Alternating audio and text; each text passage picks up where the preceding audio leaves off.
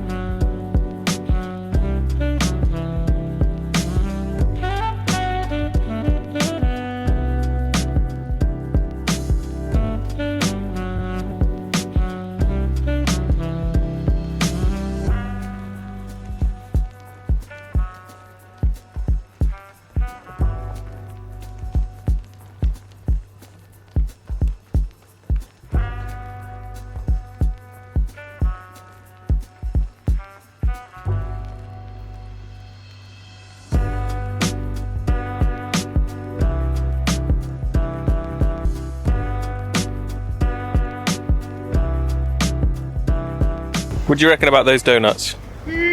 6 out of 10? 6, 7 out of 10. I've had better. I wasn't disappointed, but I was a bit like, yeah, I didn't need it. I was glad I tried it, but I didn't really need it. It wasn't good enough for me to be like full of donuts, but at least it was worth it.